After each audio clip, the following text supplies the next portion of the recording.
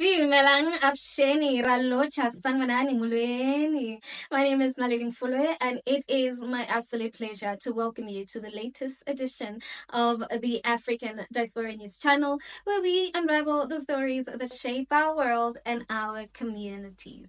Captain Ibrahim Traoré, the leader of Burkina Faso, expressed his desire to step down from power and actually return the country to civilian rule. Now, Traore, who came to power not so long ago, was clear in his intentions. He wanted to give the country back to the politicians, allowing the people of Burkina Faso to choose their leaders through democratic processes. But instead of the expected protest or backlash, something extraordinary actually happened. The people of Burkina Faso took to the streets to demand that he stay in power. Yes. The people who were supposed to be yearning for democracy rallied to show their support for a military leader who, despite the controversial nature of his rule, had won their trust and admiration. Let's have a look at this clip.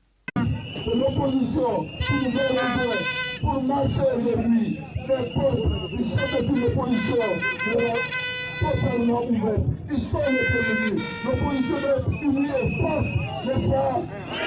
N'est-ce pas? N'est-ce pas? Ça va être un message que je vais lire ici. Et nous allons ensuite partir, parler. Il y a le soleil dans le lit. Le soleil dans le lit. Le Messie. Plusieurs ONC.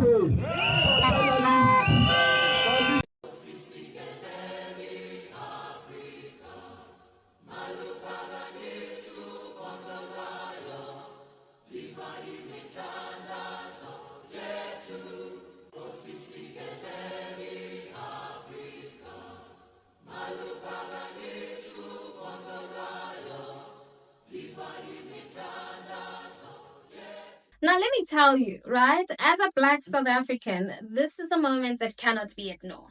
For many of us who have seen our own country and continent go through the cycles of promises of returning power to the people, the news from Burkina Faso is very unexpected, but in many ways it's not entirely surprising either, right? It's not surprising because of profound transformation in Africa right now. I mean, the old political orders are being questioned. The West is no longer the unquestioned voice of authority, and African leaders are increasingly realizing that they don't have to play by the old rules. And the people of Burkina Faso, like so many other Africans, have witnessed decades of political mismanagement, corruption, and instability. So the promise of democracy, in many ways, has often felt like a mirage, right? Something that is spoken of, but really actually delivered in a way that truly improves people's lives. And I think that what's happening in Burkina Faso right now is actually a reflection of that frustration. Captain Traoré, despite his military background, has actually made moves that resonate with the everyday Burkinabe. His stance on removing French influence and expelling foreign troops and actually putting more power back into the hands of the local leaders is something many Africans, myself included, can understand. I mean, we've long been critical of the way foreign powers have meddled in our affairs, often with consequences for our sovereignty and development. So the fact that the people of Burkina Faso want Captain Traoré to stay in power, I believe, is a testament to how his leadership has tapped into something deeper than just military might. It's about the hope for change, a real change that addresses the root causes of poverty, instability, and foreign dominance. And this is not about the traditional political game. It's about people feeling like they finally have someone who represents their interests and is willing to make tough decisions for the sake of the country's future. And we must also be open to the reality that for many Africans, the definitions of leadership and democracy is evolving.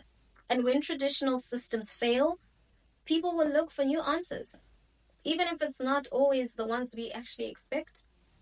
The challenge for people of Burkina Faso and the rest of Africa is to find a way to balance the desire for stability and change with enduring the need for democratic accountability.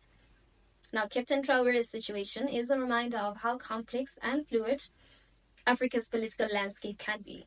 It's not as simple as military versus democracy.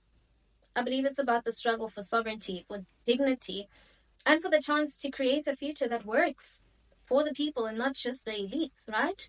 So, as we watch Burkina Faso, I think let's take a step back and actually reflect as Africans. What does it mean to us as Africans to engage with this moment, right? It's a tough question, but it's one we must ask if we are truly to understand the dynamics shaping our continent today. What are your thoughts on this? Please share your thoughts in the comment section. We really want to hear from you. And while you're at it, don't forget to give this video a thumbs up. That's it from me. Till we meet again.